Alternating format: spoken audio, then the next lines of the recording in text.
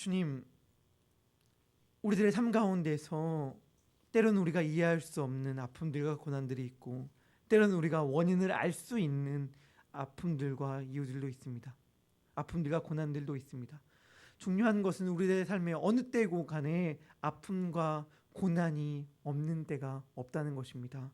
하나님, 그러하기에 우리가 주님을 바라봅니다. 우리의 삶 가운데서 우리들의 이러한 모든 상황 가운데 건지실 이시오, 우리에게 도움을 주실 분은 오직 천지를 지으신 여호와 한 분뿐이라는 것을 알기에 우리가 눈을 들어 주님을 바라봅니다. 오늘 하루 이렇게 눈을 들어 주님을 바라보는 주의 백성들을 외면치 마시고, 그들의 각자의 삶 가운데에 주님께서 여호와의 팔을 펼치심으로 말미암아 나와 함께 계시는 하나님, 나와 동행하시는 예수 그리스도의 삶 가운데 경험하게 하여 주시고, 그런 은혜로 말미암아 오늘 하루도 주님의 뜻대로 살아갈 수 있는 힘을 얻는 우리 모두가 되게 하여 주시옵소서. 오늘 하루 우리들의 삶을 그렇게 이끄실 줄 믿습니다. 감사드리며 예수님의 이름으로 기도합니다. 아멘. 우리는 이제 시편을 묵상하고 있습니다. 시편을 42편부터 쭉 묵상하고 있는데 오늘은 44편에 이르렀는데, 오늘 이 44편의 시를 읽으면서 들었던 느낌과 생각이 어떠할지 궁금합니다. 어떤가요? 시편 44편 읽으면서 여러분들은 어떠한 마음이 들었습니까? 시편 44편은 흔히 공동체가 고백하는 욥기다 라고 이야기하기도 해요. 그 까닭은 무엇이냐면 욥기에서 욥이 했던 고백과 시편 44편에서 이 시인이 했던 노래가 너무나도 유사하기 때문인데, 특별히 시편 44편은 민족적, 공동체적으로 부르는 고백이기 때문에 이것을 민족적 욥기다라고 부르기도 합니다. 이 시를 대할 때 저는 크게 두 가지 느낌이 듭니다. 첫 번째는 무엇이냐면 저와 동질감입니다. 우리 모두는 다 크고 작지만 우리 모두에게 너무나도 큰 아픔을 가지고 있지요. 고난을 가지고 있습니다. 방금 시인이 시 가운데 고백했던 것 같은 아픔이 우리 모두에겐 다 있기 때문에 동일한 마음을 가집니다. 우리의 원수들이 우리를 치는 것 같고, 우리는 마치 백성에게 헐값으로 팔아 넘겨지는 것 같고, 하나님이 마치 우리를 승냥이의 굴에 밀어 넣는 것 같은 고통을 우리는 다 경험합니다. 그렇기 때문에 시편 44편의 시를 읽을 때 저는 저와 동질감을 느낍니다. 시인과. 그런데 또 하나 극명하게 이질감을 느끼는 게 있어요. 그것은 무엇이냐면, 물론 저도 저의 삶 가운데서 하나님 앞에 이렇게 묻기도 합니다. 하나님, 건방지지만 물론 저의 이런 고백이 잘못되었다는 걸 알고 있지만 제가 뭘 잘못했습니까? 이런 말이죠. 어떠한 고난의 현실 가운데 들어갔을 때, 하나님, 제가 뭘 그렇게 잘못했습니까? 제가 뭘 그렇게 하나님 보시기에 밉보인 적이 있습니까? 라는 고백을 하긴 하는데, 그래도 이 시편 44편의 시인처럼 자신감 있게 말 못하겠는 거예요. 시편 44편의 시인은 44편 17절을 볼까요? 고난에 닥쳤을 때 뭐라고 고백하죠? 이 모든 일이 우리에게 임하였으나 우리가 주를 잊지 아니하며 주의 언약을 어기지 아니하였습니다. 너무 자신만만한 거예요. 물론 여러분, 고난은 무조건 다 죄로 말미암은 것이다라고 말할 수 없음을 우린 다 알고 있습니다. 어떠한 고난은 죄로 인한 것이기도 하지만 어떠한 고난은 죄와 상관없는 고난이기도 하잖아요. 그래서 요한복음 9장 가운데서 예수님께서 고난은 무조건 죄로 인한 결과라고 생각했던 제자들에게 아니다, 죄 때문이 아니라 하나님의 영광을 위함이다라고 하는 새로운 차원의 고난의 뜻을 밝혀주시잖아요. 물론 고난은 곧 죄로 인한 건 아니지만, 그럼에도 불구하고 고난 앞에서 나 죄 지은 거 하나도 없는데요, 나 하나님의 언약을 어기지 않았는데요, 어떻게 이런 고난을 허락하실 수 있습니까? 라고 말할 수 있는 사람이 과연 누가 있을까? 라는 생각을 하게 될 때 이 고백이 대단하게 느껴지는 거예요. 그러면서 44편 20절과 21절의 내용을 읽을 때에 더더욱 그런 생각이 듭니다. 이러한 인물이 성경에서 저는 욥을 제외하고는 찾아보지를 못했습니다. 뭐라고 고백합니까? 우리가 우리 하나님의 이름을 잃어버렸거나 우리 손을 이방 신에게 향하여 폈다면 하나님이 이를 알아내지 아니하셨으리까. 모두 주께서 마음의 비밀을 아시나이다. 무슨 말인지 아시겠죠? 무슨 말이냐면, 내가 마음속 깊은 곳 어디 한 곳이라도 죄가 지은 게 있었다면 하나님이 단번에 알아채실 것 아닙니까? 그런데 제 마음 깊은 곳, 은밀한 곳 가운데서도 죄를 지은 곳이 어디에 있습니까? 없다는 것 알지 않습니까? 그렇다면 어떻게 이런 고난과 슬픔과 아픔을 우리들에게 주실 수 있습니까? 라고 고백하는 것이 시인의 고백인데, 저는 여기서 확 저와 시인의 거리감을 발견합니다. 저는 아무리 하나님 제가 뭘 잘못했습니까? 라는 고백을 한다 하더라도 이것은 압니다. 하나님 앞에 제가 때로는 불평과 불만을 할 때 투정이지, 사실은 하나님 앞에 지은 죄의 목록이 얼마나 많은지, 하나님 앞에 잘못한 게 얼마나 많은지를 알기 때문에 사실은 말하면서도 민망할 때가 많거든요. 그러니까 여기서 거리감을 느끼는 거예요. 그런데 우리가 시편을 읽어나갈 때에 우리가 염두에 두고 읽어나가면 좋은 유익한 점이 있습니다. 시편은 총 5권으로 구성되어 있습니다. 알고 계시는 분들 많이 있겠지만, 시편을 보면 1편 앞에 그리고 5편으로 구별될 때 그 위에 제1권, 제2권, 제3권, 제4권, 제5권이라는 구별된 권이 표시가 있습니다. 총 시편이 150편이지만 150편을 실에 그냥 의미 없이 뭐 어디서 따오고 저기서 따오고 막 의미 없이 막 뭉쳐놓은 게 아니라요, 어떠한 일관적 흐름 아래에서 묶은 것이 시편입니다. 그냥 되는 대로 묶은 게 아니에요. 그래서 시편 150편은 그 150편에 흐르는 일정한 주제가 있습니다. 시편 150편을 관통하는 주제를 크게 2가지 질문으로 압축할 수 있는데요. 그 2가지 질문 중에 첫째는 무엇이냐면, 하나님, 다윗 언약은 어떻게 되었습니까? 이고 두 번째는, 하나님, 그렇다면 다윗 언약을 이루신 이는 누구입니까? 하는 질문입니다. 그 질문 아래에서 본문을 봐야 이해가 돼요. 무슨 내용이냐면, 다윗 언약이라는 것이 무엇이냐면, 사무엘하 7장에서 다윗이 밤중에 갑자기 생각하는데 하나님께 너무 불경한 거예요. 왜냐하면 자기는 백향목궁에 거하는데 하나님의 집은 아직도 천막이니 너무 내 마음이 아파서 하나님을 위해서 내가 집을 지어드려야겠다 라고 결심을 하게 돼서 나단 선지자에게 이러한 결심을 얘기합니다. 내가 이렇게 나만 좋은 집에 사는 걸 도저히 견디지 못하겠으니 하나님을 위해서 내가 집을 짓겠습니다. 나단 선지자 그 말을 듣고 뭐라고 얘기하냐면, 너무 좋은 생각입니다 라고 얘기를 해요. 그 다음에 그날 밤에 나단 선지자가 하나님께 호되게 혼이 납니다. 나단아, 내가 언제 집 지어달라고 한 적 있냐? 너 왜 나한테 묻지도 않고 대본에 오케이를 했어? 라고 말하면서 다윗에게 가서 이야기를 해라 라고 얘기하면서 하나님께서 다윗에게 해주는 이야기가 바로 다윗 언약이라고 하는 내용인데요. 간단히 말하면 이렇습니다. 내가 언제 집 지어달라고 하냐? 집 필요 없다. 대신에 너가 내 집을 짓는 게 아니라 내가 너의 집을 지어주겠다 라고 말하는 것이 다윗 언약입니다.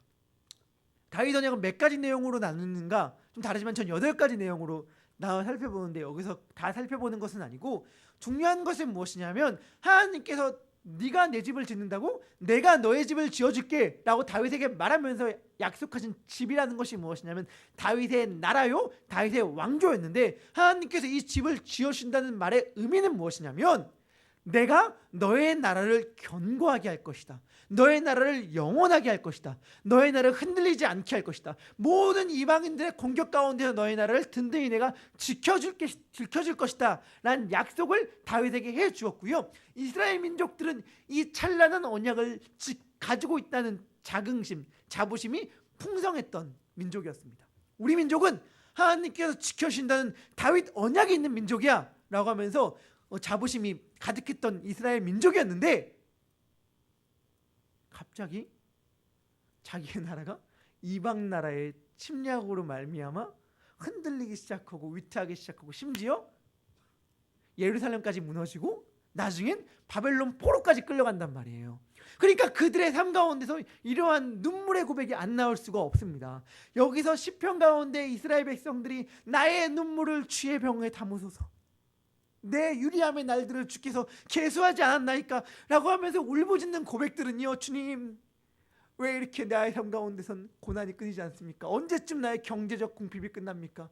언제쯤 나의 연약한 육신이 자유함을 얻습니까? 언제쯤 우리 가정의 골칫덩어리인 저 누군가가 정신을 차립니까? 라고 하는 차원의 고난과 질문이 아니라요, 민족적 차원이에요. 민족적 차원. 무슨 말이냐면, 하나님 우리들에게 약속하신 그 찬란한 다윗 언약이 어디에 있습니까? 하나님께서 분명히 우리 민족 가운데에서 절대로 내가 너희 나라를 지켜서 흔들리지 않겠다고 약속해 주셨는데 나라는 빼앗기고 예루살렘 성은 불타 있으니 하나님과 우리와의 맺은 언약은 깨진 것입니까?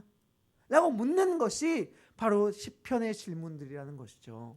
그런데 전체 1편부터 5권까지는 일정한 흐름 가운데 진행됩니다. 특별히 1권과 2권은 다윗 언약에 대해서 매우 긍정적으로 묘사하는데, 특별히 시편 44편 같은 경우는 이것을 압축해놨는데 이거예요. 하나님, 내가 언제 언약 어겼습니까? 내가 언제 언약 어겼습니까? 그러니까 하나님도 언약을 지키셔야 할 것 아닙니까? 하나님께서 언약을 지키셔야지 왜 우리나라가 이렇게 멸망되어 가는 것을 외면하고 있습니까? 라고 하나님께 따지는 것이 시편 44편이고 2권의 내용도 그렇습니다. 그런데 3권, 시편 제3권에 가면은 분위기가 좀 바뀌어요. 이스라엘 백성들이 하나님 앞에 자신감 있게 목에 핏대를 세우고 이야기하지 못합니다. 그 까닭은 무엇이냐면 이스라엘 민족이 드디어 자신의 죄악을 돌아봤기 때문입니다. 그러니까 하나님과의 언약이 깨졌을 때 맨 처음에는 하나님, 우리가 언제 하나님께 죄를 지었습니까? 라고 하면서 하나님을 향하여 눈 시퍼렇게 쳐다보다가 깨닫게 된 거예요. 우리 안에 이렇게 죄를 많이 지었구나. 우리가 멸망당해도 하나님 앞에 무슨 말을 할 수가 없는 존재라는 걸 깨닫게 된 다음에 그들은 갑자기 확 부들부들 떱니다. 우리는 끝장났구나. 왜냐하면 이때까지 자신만만한 까닭은 무엇이냐면 우리가 언약을 어기지 않았다는 그러한 마음가짐이 있었기 때문에 하나님 앞에 자신만만했던 것인데, 우리가 언약을 어겼다는 마음이 들어오자 그들의 마음 무너지고 그때 하나님이 찾아오셔서 아니다, 너가 언약을 어기더라도 내가 홀로 언약을 신실하게 지켜나가겠다. 다윗과 맺은 언약을 너희가 어겼다고 해서 겁먹지 마라 라고 말씀하시는 것이 시편의 흐름 가운데 있는데, 중요한 것은 이것입니다. 이들은 이때 자신만만했다는 것이죠. 시편 48편의 고백으로 따지면요. 하지만 여러분, 우리 인생이 하나님 앞에 이렇게 자신만만하게 말할 수 있는 자가 있습니까? 그러니까 무슨 말을 하고 싶은 거냐면 결국엔 이스라엘 민족들도 하나님 앞에 자신들의 죄악을 깨닫고 절망 가운데 빠질 수밖에 없었습니다. 우리들도 마찬가지예요. 때로는 저처럼 어리석게 하나님, 제가 잘못한 게 뭐가 있습니까? 하나님, 제가 언제 하나님 실망시켜드린 죄송합니다. 이거 말인 줄 아시죠? 하나님, 제가 언제 하나님 실망시켜드린 적 있습니까? 실망 너무 많습니다. 저도 너무 많은데 우리 가끔씩 그런 말들을 하나님 앞에 내뱉을 때에 사실은 알잖아요. 우리는 하나님 앞에 죄악된 존재일 수밖에 없기 때문에 이러한 질문을 앞에 하는 순간 사실은 우리는 절망 가운데 빠질 수밖에 없어요. 그래서 하나님, 아까 제가 시편 전체를 관통한 두 가지 질문이 있다고 하는데 다윗 언약은 어떻게 되었습니까? 다윗 언약은 무너졌습니까? 내가 내 속에서 근거를 찾을 수 없다면, 내가 내 속에서 하나님과의 언약이 유지될 근거를 찾을 수 없다면 그 언약은 어떻게 되는 것입니까? 다윗 언약을 결국 이루실 분은 누구입니까? 라는 질문으로 나아갈 수밖에 없는데 시편 가운데 그 답은 여호와의 종과 여호와의 종들로 나타납니다. 그런데 성경 가운데는 그 답을 이루시는 분이 우리들에게 너무나도 분명하고 명확하게 드러나죠. 무슨 말이냐면 어떠한 고난과 어려움 가운데서도, 아까 여기 읽었던 시편 44편은 크게 구조적으로 나눠져 있습니다. 1절부터 3절은 그들이 받은 은혜에 대해 나오고 있고 그 뒤에 보면 그들이 억울하게 당하는 고난들로 나와 있는데 정말 유일하게 내가 당하는 모든 고난이 억울했던 사람, 그리고 그 모든 억울한 고난 가운데서도 하나님과의 언약을 어기지 아니하였던 단 한 분, 마치 하나님께서 그를 멸망과 사망의 한복판에 밀어넣는 것 같은 그러한 상황, 승냥이의 굴에 넣는 것 같은 그 상황 한가운데에서도 절대 입을 열어 원망하지 아니하며 언약을 다 지켰다라고 말할 수 있는 한 분이 계신데 그분이 누구죠? 예수 그리스도 아닙니까? 도살 양같이 끌려갔지만 그 입을 열지 않았던 사람, 하나님을 위하여 죽임을 당한 것 같은 고난을 당했던 사람, 하지만 그 가운데서도 홀로 신실하게 언약을 지키셨던 그분으로 말미암아 우리가 은혜를 입어 오늘 하루를 살아갈 수 있는 것 아닙니까? 사실 시편 44편의 고백을 진짜 내 마음의 고백이요 진실로 할 수 있는 사람은 단 한 분, 예수 그리스도밖에 없습니다. 그런데 이 예수 그리스도로 말미암아 우리가 시편 44편의 고백을 여전히 힘입어 할 수 있습니다. 그 까닭은 무엇입니까? 성경 아까 제가 시편 전체가 관통하는 질문 가운데 다윗 언약을 이루시는 이가 누구입니까? 라는 질문 앞에서 여호와의 종과 여호와의 종들이라고 이야기를 했는데, 여호와의 종들이라는 것은 누구냐면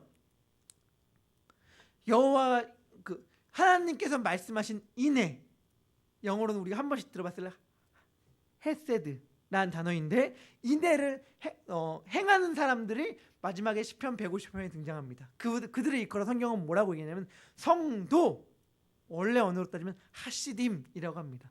하시딤이란 말은 헤세드의 남성 복수형으로서 여호와의 헤세드를 행하는 사람인데, 여호와의 언약을 여호와의 종이 이루심으로 말미암아 태어나고 탄생된 자들이 계속해서 이어서 하나님과의 관계를 유지하면서 하나님의 뜻을 이루는 방식으로 시편 150편은 진행됩니다. 그러므로 말미암아 여호와의 종 예수 그리스도의 사역으로 말미암아 탄생된 자들이 결국엔 예수 그리스도가 걸어갔던 길들을 그대로 걸어간다고 성경은 이야기하고 있는 것인데, 정확히 그것이 성취됩니다. 어떻게 성취됩니까? 시편, 우리가 읽은 시편 44편 22절의 말씀, 우리가 종일 주를 위하여 죽임을 당하게 되며 두 살 양같이 여김을 받았나이다 하는 말을 바울은 로마서 8장에서 그대로 인용을 하죠. 바울은 로마서 8장에서 신자가 당하는 고난과 아픔에 대해서 이야기합니다. 이렇게 이야기합니다. 누가 우리를 그리스도의 사랑에서 끊으리요? 환난이나 공고나 박해나 기근이나 적신이나 위험이나 칼이라. 기록된 바 우리가 종일 주를 위하여 죽임을 당하게 되며 도살할 양같이 여김을 받았나이다 함과 같으니라. 그러나 이 모든 일에 우리를 사랑하신 이로 말미암아 우리가 넉넉히 이기느니라. 내가 확신하노니 사망이나 생명이나 천사들이나 권세자들이나 현재일이나 장래일이나 능력이나 높음이나 깊음이나 다른 어떤 피조물이라도 우리를 우리 주 그리스도 예수 안에 있는 하나님의 사랑에서 끊을 수 없으리라. 아멘. 시편 44편의 끊임없는 고난과 이유 모를 아픔들과 환난이 우리들 가운데 찾아올 때 우리가 그 모든 환난 가운데서도 우리가 넉넉히 이길 수 있습니다 라고 고백할 수 있는 까닭은 무엇이냐면, 먼저 아무런 고난 없이, 아무런 죄 없이 그러한 고난을 당했음에도 불구하고 그러한 고난을 넉넉히 이겨내신 예수 그리스도 때문이요. 그 예수 그리스도가 우리를 위하여 죽으시고 다시 부활하셨기 때문에 그 어떠한 죽음의 고난도 우리를 무너뜨릴 수 없다는 고백을 바울은 우리들에게 하는 것입니다. 그래서 시편 44편에 때론 우리들과 멀 것 같은 이러한 고백이 우리들의 고백이 될 수 있는 것입니다. 왜냐하면 시편 44편의 고백을 온전히 자기 것으로 만드신 예수 그리스도께서 우리를 위하여 죽으심으로 말미암아 시편 44편의 고백이 우리 안에서 성취되도록 하셨기 때문입니다. 힘이 들고 때로는 우리도 이해하지 못할 아픔이 찾아올 때가 있죠. 그럴 때 시편 44편은 우리들에게 예수님을 생각하라고 이야기합니다.